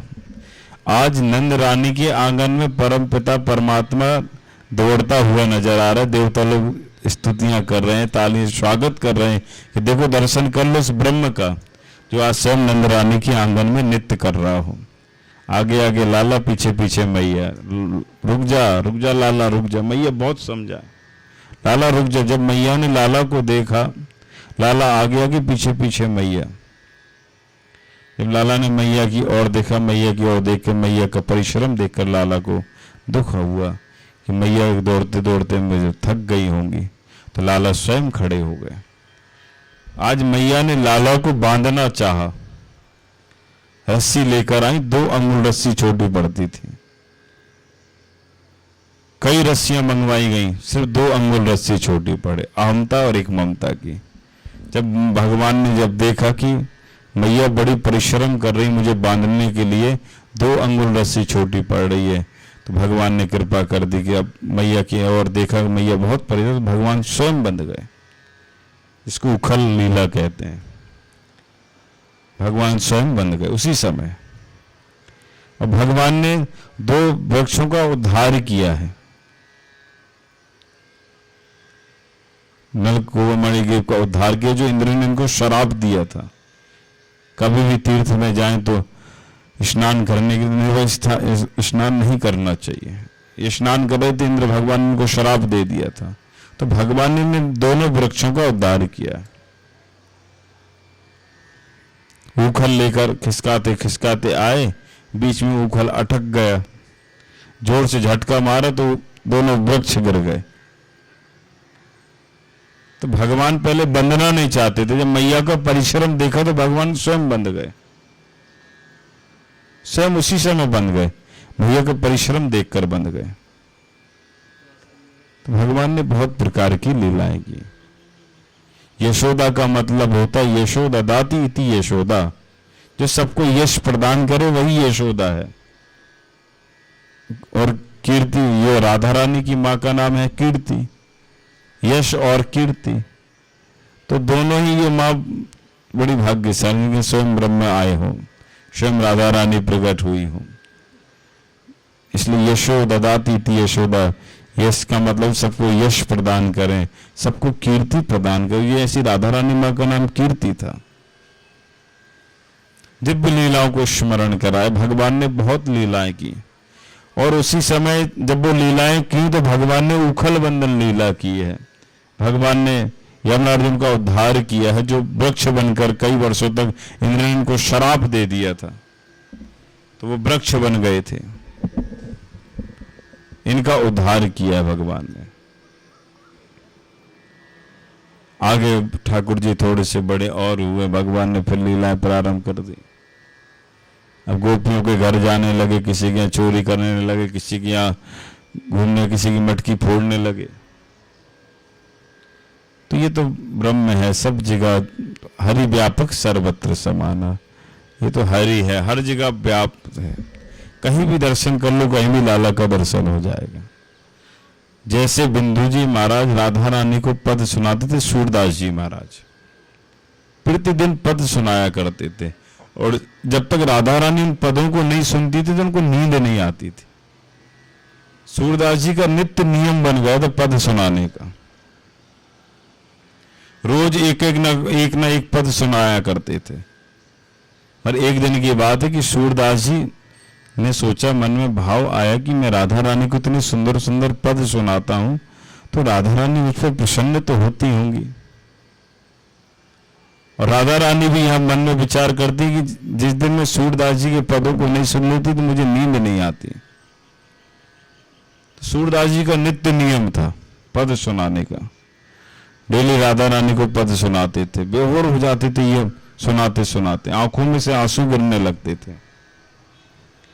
ऐसे ऐसे महाप्रभु हुए हैं जिन्होंने स्वयं राधा रानी का दर्शन किया हो। वृंदावन में से कई महान विभूतियां जो राधा के ही शब्द पे अभी टिके हुए, जो राधा रानी का स्मरण ही करते हैं, कभी बाहर ही नहीं जाते। ऐसी कृपा बिहारी जी की। सूरदास जी ने दिव्य पदों को सुनाते थे, बरसाना जाते थे रोज प्रतिदिन। जब बरसाना जाते थे तो एक दिन सूरदास जी किसी कारण बरसाना नहीं पहुंचे तो राधा रानी सूरदास जी के पास प्रकट हो गई। बोले आज आप पद सुनाने नहीं आए? तो सूरदास जी ने कहा कि मैं अपने पदों में शायद ज्यादा ही खो गया था, मैं कुछ पदों को लिख रहा था आपको सुनाने के लिए, इसलिए मुझे स्मरण नहीं रहा, मैं भूल गया ध्यान। तो राधा रानी प्रकट हो गई, बोले आप सुना दो। जो पद उनको जो अपने हाथों से लिख रहे थे वही पद उन्होंने राधा रानी को सुना दिया और राधा रानी बड़ी प्रसन्न हुई। बोले आप क्या समझते हैं कि हमें आपके पद अच्छे नहीं लगते? आप जो पदों को सुनाते हो तो हम बेहोर हो जाते हैं, इतना आनंद आता है आप जो पद जो सुनाते हो, हमको बहुत अच्छे लगते हैं आपके पद। तो सूरदास जी नए नए पदों को सुनाते थे, नए नए पद प्रकट करते थे, वो पद सुना करते थे जिन्होंने बिहारी जी को प्रकट कर दिया हो। आज भी बिहारी जी की 550 वर्ष पुरानी जहाँ स्वयं निधिवन में हरिदास जी ने बिहारी जी को प्रकट किया था, प्रकट लीला स्थली लीला जहाँ स्वयं। पर उसके बाद में फिर जब लोगों ने उनकी जब समय जाने लगे, उनके जो साधना करते थे भंग होने लगी, तो बिहारी जी का मंदिर बना के बिहारी जी में स्थापित कर दिए, क्योंकि इतना प्रेम करते थे। एक तो इतने सुंदर सुंदर पदों का गायन करते थे, इतने सुंदर सुंदर लीलाओं को स्मरण कराते थे। दिव्य ये कथाएं हैं ये। तो ऐसे ही जब सुंदर जब भगवान ने अपनी लीलाएं स्मरण की, कई प्रकार की लीलाएं की, तो मन में भगवान ने विचार किया कि मैं तो यह लीला करने के, मैं तो लीलाधारी हूं, मैं अनेक प्रकार की लीला करता हूं। बरहा पीडम नट बर बपु करणी योग कर्णिकारम प्रदबाज कनक कपिशम बैजयंती चमाला। भगवान इतने सुंदर हैं कि उनकी सुंदरता की महिमा कहीं नहीं जा सकती, इतने सुंदर है। जब भगवान जब अधरों पर बंसी रखते हैं तो बंसी भी कितनी भाग्यशाली होगी जो ठाकुर जी के हार हमेशा अधरों पर रहती है। कितनी भाग्यशाली है वो बंसी। भगवान मोर पंख धारण करते हैं, भगवान कुंडलों को धारण करते हैं, मुकुट धारण करते हैं। बरहा पीडम नट बर बपु करणी योग कर्णिकारम। कितने सुंदर अपने कानों में कुंडल को धारण करते हैं कि एक तक भगवान को निहारते ही रह जाओ, निर्निमेष नित्य निरंतर से निरंतर निहारते ही रह जाओ। ऐसे ठाकुर जी जिनको एक बार देख लो तो समझो देखते ही रह जाओ, इतनी प्यारी छवि है ठाकुर जी की। भगवान ने कई प्रकार की बाल लीलाएं की हैं और हर लीलाओं में कुछ संदेशा दिया है कि देखो मैं ब्रज में लीला करने के लिए आया हूं, मैं लीलाधारी हूं, इसलिए मेरा स्मरण करते रहो, मैं सबको स्मरण कराते रहता हूं, इसलिए मैंने कई प्रकार की लीलाएं की हैं। और वास्तव में जो जो लीलाएं भगवान ने की हैं सबको किसी किसी लीला में दर्शन दिया है, कोई ना कोई लीला में कोई संदेशा दिया भगवान ने।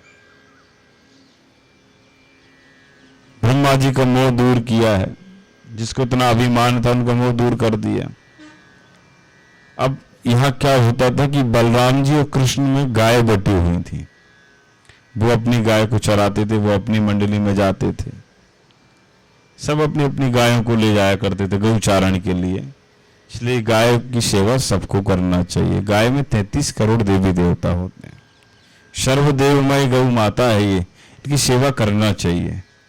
हर घर में एक गाय होना चाहिए, क्योंकि ठाकुर जी ने स्वयं गायों की सेवा की है, तो क्या हम और आप गाय की सेवा नहीं कर सकते? स्वयं आज ब्रह्म ने सेवा की है गाय माता की। हर घर में एक गाय माता होना चाहिए। जब ठाकुर जी जब गौचारण करने के लिए वृंदावन में जाते तो नंगे पैर उन्होंने परिक्रमा की, नंगे पैर गाय चराने जाते थे। बलराम जी की अलग होती थी, कृष्ण जी की अलग होती थी। अब एक दिन क्या हुआ कि जब गाय चारण करने के लिए गए तो सब मंडली होती थी भगवान की, मंडलियों के साथ जाया करते थे। तो सब मंडली में क्या थे, भगवान बड़े थे, इनके अध्यक्ष थे उस मंडली के। अब अध्यक्ष साहब आगे आगे चले, पीछे पीछे उनकी सेना चले। अब जहां भी जाए तो सब लोग कुछ ना, जैसे कोई हम लोग कहीं जाते हैं तो कुछ बहुत सा खाने पीने की सामग्री लेकर जाते हैं, तो ऐसी भगवान की जो मंडली थी, कभी कोई चना ले आता था, कभी कोई सत्तू ले आता था, कभी कोई कुछ ले आता था, कभी कोई माखन ले आता था। तो भगवान का प्रतिदिन का एक नियम था कि जो भक्त जो लाता था उसके घर का प्रसाद पाते थे वो। से मधु मंगल है, मधु सखा है, ये सब कुछ ना कुछ लाते थे। भगवान का नित्य नियम बन गया था कि जो जैसा ला, हम एक एक दिन घर सबके घर का प्रसाद पाएंगे। ब्रजवासियों ने कहा, देख लाला, तेरे घर में तो दूध की कोई कमी है ना है, और हमारे पास ऐसे कछु है ना है, जो सूको को जो हम खाएंगे वो तू भी खाइए। तो जो वो खाते थे वो इनको खिलाते थे। रोज का प्रतिदिन का नित्य नियम बन गया। उसी समय भगवान लीलाएं करने लगे, गौचारण लीला करने जाते और छीके पे टांग देते पोट्री को अपनी, बढ़िया सुंदर सुंदर, और दिव्य पोट्री को टांग कर फिर गाय चारण करने जाते। एक बकासुर नाम का एक दैत्य रहता था। उसी समय भगवान ने बकासुर का भी उद्धार कर दिया। गाय जल पीने के लिए गई, ब्रजवासी को परेशान करने लगा। भगवान ने कहा, अपनी माया दिखा रहे हो। हम भगवान ने अपनी माया को दिखा दिया, उस बकासुर का उद्धार कर दिया।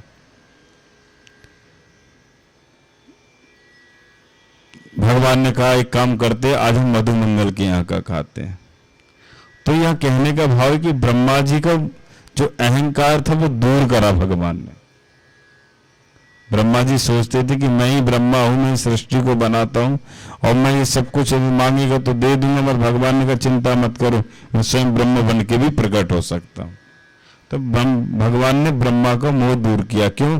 ब्रह्मा ने कहा, ये भगवान ने उसे सबका जो झूठन खाता हो, और भगवान कभी किसी का झूठा नहीं खाते, क्योंकि मधु मंगल के अदृष्ट से कड़ी को चाट लिया था। जो झूठी कड़ी वो पी रहे थे तो मुंह से मुंह लगा पूरी कड़ी चाट ली थी, क्योंकि वो देना नहीं चाहते थे, बासी कड़ी थी, कहीं भगवान बीमार न पड़ जाएं, इसलिए 3 दिन की बासी कड़ी लेकर आए थे। वो देना नहीं चाहते तो स्वयं उन्होंने पी ली।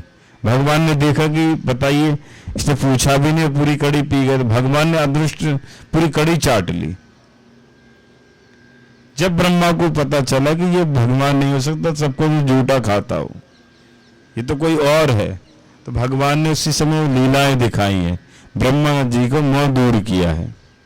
जिसको इतना अभिमान था, आज ब्रह्मा का भी मोह दूर कर दिया। अब ब्रह्मा ने स्तुति की, भगवान से प्रार्थना की कि मैं अपने आप को बहुत बड़ा समझता था, मुझसे बहुत बड़ी गलती हो गई।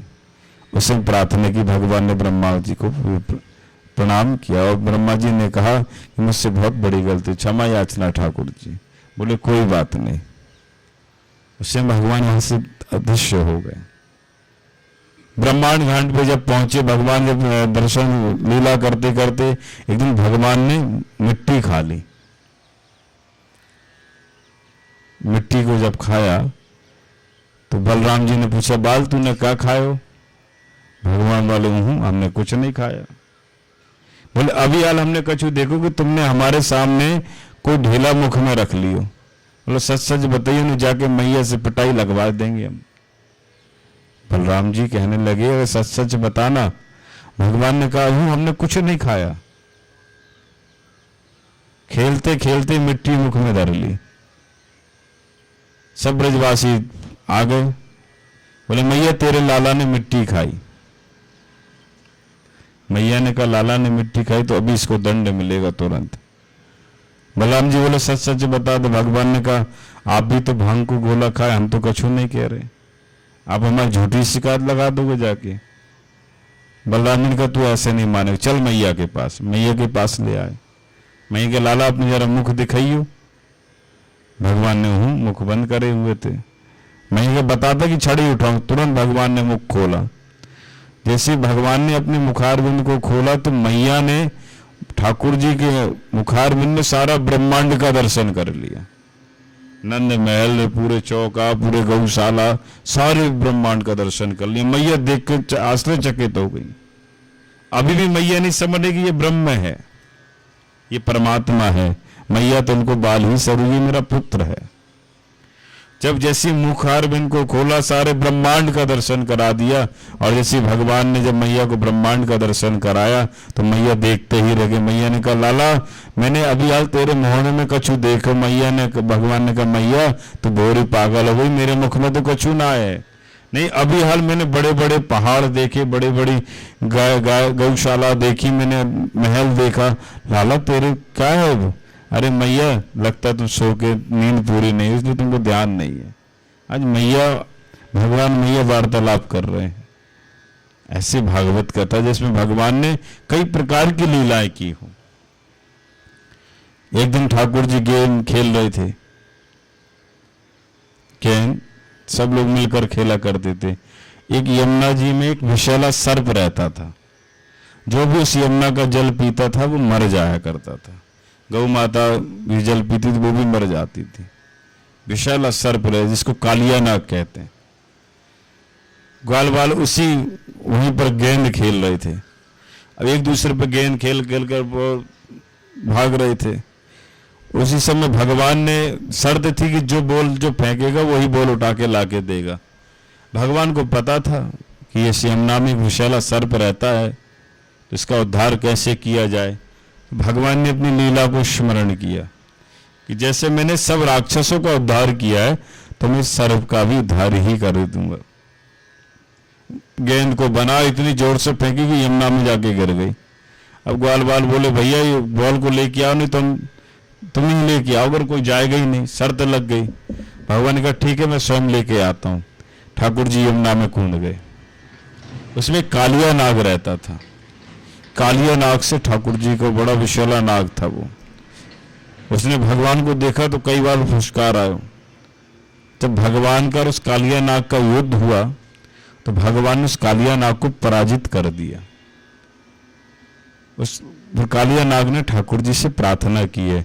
भगवान ने कालिया नाग के ऊपर नृत्य किया है और नृत्य करते करते सब यमुना में प्रकट हो गए ठाकुर जी। मैया दौड़ गई, मैं लाला यमुना में कूद गई। यमुना में सब इकट्ठे, मैया बेहोश हो गई लाला को देख। ब्रजवासी ने जाके शिकायत कर दी, मैया तेरे लाला यमुना में कूद गए। क्योंकि मैया को पता था कि यहाँ कालिया सर्प जिसके जल पीने से सबकी मृत्यु हो जाती है। उसी समय भगवान ने कालिया नाग के ऊपर कृपा की, उसे रमणक दीप भेज दिया। ताथा थैया करके भगवान नाचने लगे। कालिया नाग को कहा कि अब तुम्हें यहाँ से, ठाकुर जी ने कहा कि तुम्हें अब स्थान छोड़ना होगा। कालिया नाग ने कहा, ठीक है जैसा आप कहें मैं इसी वक्त चला जाता हूँ। भगवान ने कहा, तुम कहीं नहीं जाओ, तुम रमणक द्वीप चले जाओ, वहां जाकर तुम रहो। और कालिया नाग उसी यमुना को छोड़कर चला गया। ऐसी भगवान ने लीलाएं की। आगे जिसको हम लोग कहते हैं गोवर्धन लीला, सुंदर श्रीमद् भागवत में दिव्य, क्योंकि समय के अनुसार कथाओं को स्पर्श करते हुए हम लोग चल रहे हैं और YouTube चैनल के माध्यम से जो भी कथा सुन रहे हैं, पतित पावनी माँ गंगा की गोद में हम लोग बैठकर कथा सुन रहे हैं। पीछे गंगा मैया बह रही हैं, सामने दिव्य कथा चल रही है। तो दिव्य गोवर्धन लीला की कथा कही है। एक दिन की बात है कि पूरी ब्रजमंडल में बड़ा सुगंधित, बहुत सुगंधित पूरे ब्रजमंडल में पकवान बन रहे थे, जिसको 56 प्रकार का भोग कहते हैं। अब लाला 7 वर्ष के हैं, अभी 7 वर्ष के लाला हो चुके हैं।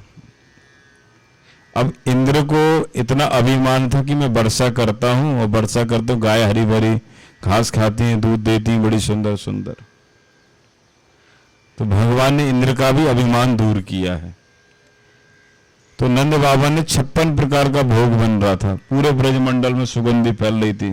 ठाकुर जी दौड़े दौड़े आए, मैया क्या बन रहा? मैया ने कहा, देख लाला ये भोग बन रहा है, 56 प्रकार के भोग बन रहे हैं, पूजन हो जाएगी जब ये पापे को मिलेगा। भगवान ने कहा, मैया हमसे भी बड़ा कोई देवता है? बोले हाँ लाला, जब जय जय हो जाएगी, जब पावे को मिले, पहले हम जय जय तो कर लें, पहले पूजन तो कर लें, उसके बाद में तो ब्रज प्रसाद मिलेगा। पूरे ब्रज मंडल में सुगंधि फैल रही। नंद बाबा के पास पहुंचे, बोले नंद बाबा से कहने लगे, बाबा आज मैया देखो इतने सुंदर सुंदर पकवान बनाए रही, मैं देन आए रही खावे। बाबा ने कहा बेटा ऐसा है, जब जय जय हो जाएगी, जब पावे बोल नहीं, वही बात बोल दी। तो ये जय जय कौन है जी? नंद बाबा बोले बेटा ये इंद्र भगवान है, जो वर्षा करें, उनकी वर्षा से हरी भरी दूरबा घास वो होते तो गाय माता खाती, जिससे सुंदर दूध होता है। अच्छा ये हमसे भी बड़ा कोई इंद्र है? नंद बाबा कहते छोटा से बालक इतनी बड़ी बड़ी बातें करें, मन में विचार कर ले। ब्रजवासियों को बुलाया, ब्रजवासियों को जब बुलाया तो 56 प्रकार के भोग बैलगाड़ियों में रखे सीधे गोवर्धन पहुंच गए। और जब गोवर्धन पहुंच गए तो दिव्य 56 भोग लगाया गया। जब भोग लगाने के बाद जल भी की आवश्यकता पड़ती है। अब जल तो उस समय कहीं था नहीं, तो भगवान ने अपनी लीलाओं को स्मरण कराया। उसी समय मानसी गंगा को प्रकट किया है। भोग लगाने को ठाकुर जल उनको जल पिलाया गया। अब 7 वर्ष के आयु छोटे से लाला ने जब देखा कि इंद्र को इतना अभिमान है, तो इंद्र का अभिमान दूर करने के लिए भगवान ने गिरिराज जी को धारण किया है। और जैसे गिरिराज जी को धारण किया तो बोले ले आओ ब्रजवासी, लगाओ भोग, ले आओ भोग, भोग लगाओ। सारे ब्रजवासी दौड़े दौड़े गए, सबने गए मैया के पास गए, मैया तुम्हारे लाला ने छोटा सा पहाड़ उठा लिया। सब उंगली किसी न किसी काम आती, जो चिंगली किसी काम नहीं आती। भगवान ने कहा मैं इसी से गोवर्धन को धारण कर लेता हूँ। तो चिंगली पर गोवर्धन को धारण किया, जिसकी 21 किलोमीटर की परिक्रमा है, 7 कोस की परिक्रमा। भगवान ने दिव्य परिक्रमा लगाई है, मानसी गंगा को प्रकट किया है, पूछरी की लोटा पहुंचे, मुखारविंद पे गए, भगवान ने वहां दर्शन कराया है। सब ब्रजवासियों को ले जाने के बाद भगवान ने फिर वटा गिरिराज जी को धारण किया है। और गिरिराज जी धारण किया, बोले ले आओ ब्रजवासियों, लगाओ भोग। जैसे मैया ने देखा, बाबा ने देखा तो आश्चर्यचकित हो गए कि 7 वर्ष के लाला ने पूरे गिरिराज जी को धारण कर लिया। अब इंद्र ने इतनी जोर से वर्षा की, इतनी जोर से वर्षा की कि वर्षा बंद ही नहीं हुई। सब ब्रजवासी आके दुख गए उस पहाड़ के नीचे, सारे आगे बोले आ जाओ, क्योंकि भगवान सबको सहारा दे रहे हैं। जिसका जब कोई सहारा नहीं होता उसका ठाकुर जी स्वयं सहारा बन जाते हैं। सब ब्रजवासियों को बुलाया, आओ आओ। सारे ब्रजवासी पहुंच गए, उस पहाड़ के नीचे खड़े हो गए। ब्रजवासी भगवान ने चिंगली पर गिरिराज जी को धारण किया है, सब ब्रजवासियों को बुलाया है, सब ठाकुर जी के बगल में खड़े हो गए। ऐसी सुंदर गिरिराज धरण की कथा है ये। जब इंद्र ने इतनी जोर से वर्षा की, वर्षा करते करते थक गए, तो इंद्र के मन में विचार आया कि मुझे जो अभिमान है, भगवान ने मेरा अभिमान भी तोड़ दिया। जो इंद्र को इतना अभिमान था, मैं बरसात करता हूँ, जे करता, सारा अभिमान जो भी था सब तोड़ दिया। भगवान ने 7 वर्ष की आयु में गिरिराज को धारण किया है। सब ब्रजवासियों ने गिरिराज भगवान का पूजन किया है। दिव्य 56 प्रकार के व्यंजन बनाए, दिव्य भोग लगाया है, दिव्य ठाकुर जी ने दिव्य भोग लगाया है। ब्रजवासियों इसका देखो, ब्रजवासियों ने के मन में विचार आया कि लाला ने इतने बड़े गिरिराज को अकेले धारण कर रखी हो, तो क्यों ना हम भी थोड़ा थोड़ा सहारा लगा दें। आज जैसे ब्रजवासियों के मन में विचार है, ब्रजवासी बोले लाला देख तू थक गए होगो, थोड़ा नेक हम भी सहारा दे, हम भी कुछ लगाए लें। भगवान ने कहा चिंता मत करो, तुम अपना काम करो, मैं अपना काम करो। नहीं लाला तुम छोड़ दो पहाड़। बोले सब छोड़ दूं मैं? बोले हाँ छोड़ दो। जैसे ब्रजवासियों ने लाठियों को लगाया, ये जैसे ठाकुर जी ने चिंगली को हटाया, सब ब्रजवासियों की लाठी चूर चूर हो गई। अरे लाला बचाइयो, अरे लाला बचाइयो। भगवान ने पुनः गिरिराज जी को धारण कर ली। मैंने कहा था ना कि मैं एक बार जब पकड़ लेता हूं तो फिर छोड़ता नहीं हूं। उसी समय भगवान ने इंद्र का अभिमान दूर किया। इंद्र ने प्रार्थना की ठाकुर जी से कि मुझे अपने पर बहुत बड़ा अभिमान था, मुझे बहुत बड़ा अभिमान था। इंद्र ने प्रार्थना की भगवान से, मुझसे गलती हो गई, क्षमा करो मुझे, माफ करो मुझे। ऐसी भागवत की कथा। गिरिराज भगवान ने गिरिराज जी को धारण किया है। जो भी वृंदावन की जो परिक्रमा करते हैं, गोवर्धन की परिक्रमा करते हैं, उसे साक्षात गिरिराज भगवान का दर्शन होता है। ऐसी गिरिराज भगवान की दिव्य कथा है। इंद्र का अभिमान दूर किया है। भगवान ने सभी भक्तों पर कृपा की है। सब भक्तों को अपनी शरणागति दे दी। किसी न किसी भाव में भगवान प्रकट होकर सबको दर्शन दे दिया है। और जितने भी दैत्य राक्षस आए, भगवान ने सबको शरणागति दी। भगवान ने सबको अपनी शरणागति में रख लिया। ऐसे भगवान दिव्य कथा है भागवत की। इंद्र ने स्तुति की है, उसके बाद में इंद्र ने प्रार्थना की भगवान ने इंद्र को क्षमा किया है। बोले जो हो गया तो ठीक है, बस अब मैं गलती हो गई मुझसे। इंद्र ने प्रार्थना कर कर भगवान, उसके बाद में इंद्र वहां से चले गए और भगवान ने गिरिराज जी को स्थापित किया है। ये गिरिराज भगवान की कथा है। जो भी पूर्णमासी के दिन, जो भी प्रत्येक महीने में जो आती है, जो गोवर्धन की परिक्रमा करता है, उसकी मनोकामना पूर्ण होती है। आज भी हमारे ब्रज में ऐसे ऐसे संत हैं जिनको हजारों वर्ष लग गए, पूरी परिक्रमा नहीं हो पाई है। कोई 108 परिक्रमा करता है एक ही जगह रह के, फिर आगे बढ़ता है, तो कई वर्ष महीने बीत जाते हैं परिक्रमा करते करते। और जो वृंदावन की जो परिक्रमा करता है, जो गोवर्धन की परिक्रमा करता है, उसे भगवान सहज रूप में दर्शन दे देते हैं। ऐसे गिरिराज भगवान की कथा है। इसलिए गोवर्धन की परिक्रमा सबको करना चाहिए। जो भी गिरिराज भगवान की हर महीने की पूर्णमासी की जो परिक्रमा करता है, भगवान गिरिराज भगवान उस पर सहज रूप में कृपा कर देते हैं। जो मांगोगे वही मिल जाएगा। इसलिए गोवर्धन की परिक्रमा करना चाहिए। 21 किलोमीटर की ये गोवर्धन की परिक्रमा है। भगवान ने पूरे गिरिराज को स्थापित किया है। इसके बाद में नंद बाबा और नंद रानी को दिव्य दर्शन कराया और दर्शन करते ही रह गए। सब एकत्रित हुए हैं। भगवान ने कहा लो अब दर्शन कर लो। उसी समय भगवान ने गिरिराज जी का स्मरण कराया है। और ये दिव्य श्रीमद् भागवत में गिरिराज धरण की कथा कही है।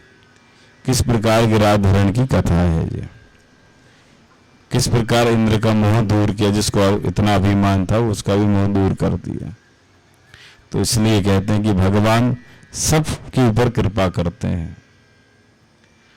जो भक्त जैसे भगवान को पुकारता है, उसी भाव में भगवान प्रकट हो जाते हैं।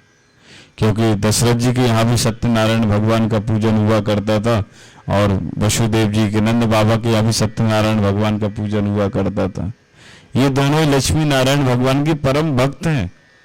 इसलिए इनके यहाँ भगवान, क्योंकि भक्त के घर ही भगवान का प्रादुर्भाव होता है। भगवान ऐसे ही आते हैं। तो ऐसे ठाकुर जी हर जगह किसी न किसी रूप में आए हैं। ऐसे ये भागवत कथा की महिमा है। और आज की ये दिव्य कथा, गिरिराज धरण की कथा, जो हमने ठाकुर जी की दिव्य बाल लीलाओं को स्मरण किया है।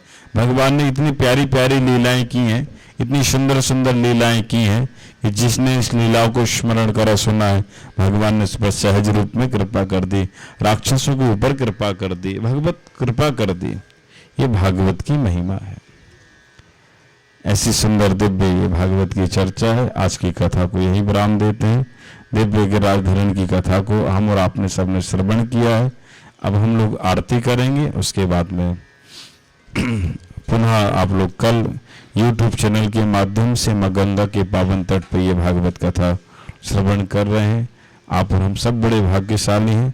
जब जन्म जन्मांतरों के जब पुण्य उदय होते हैं, जब ये सुंदर अवसर हमें मिलता है, भागवत कथा सुनने का अवसर हमें मिलता है।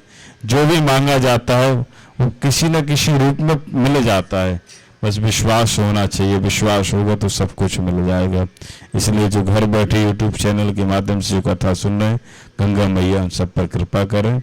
जय श्री राधे, जय श्री कृष्ण। ओम चंद्रमा मनशोदाक्षो सूर्यो जायता सूत्रा क्षणाम शाखादग्निरज बाके बिहारी तेरी आरती गाऊं। हे गिरधर तेरी आरती गाऊं। मोरे मुकुट तेरे शीश पे सोहे, प्यारी बंसी मेरो मन मोहे। देखे युगल छवि बलि बलि जाऊं, बाके बिहारी तेरी आरती गाऊं।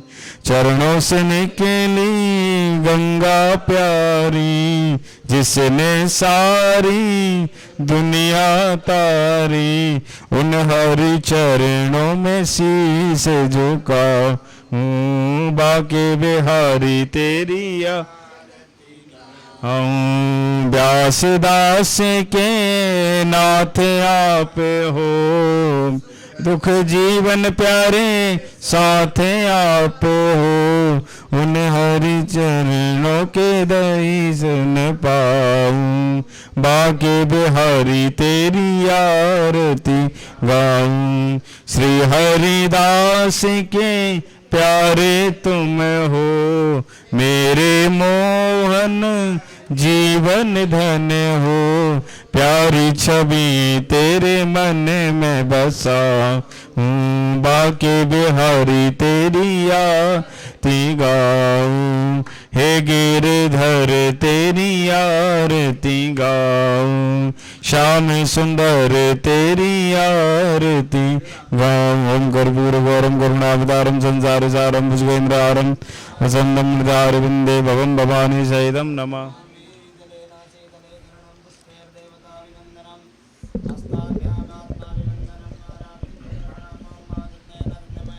देवास्थानि धर्माणि प्रथमान्यसन्नाते हनाकं महिमानः सजन्त्र यत् पूर्वे शान्तिदेवाः।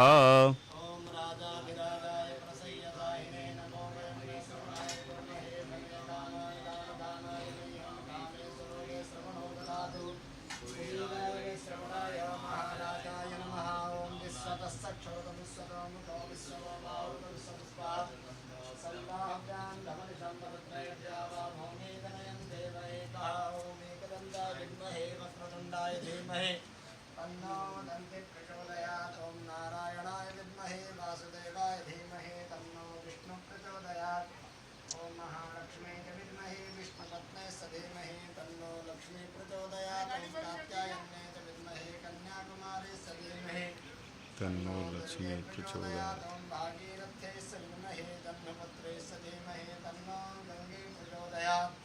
ओम नंदनंदनाय विद्महे श्री राधा वल्लभाय धीमहि तन्नो कृष्ण प्रचोदयात्।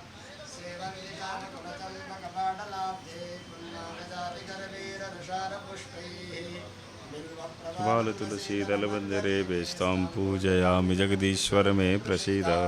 नाना सुगंधि पुष्पाणि यथा कालोद्भवानि च प्राञ्जलिर्मया दत्त गृहाण परमेश्वर। ओम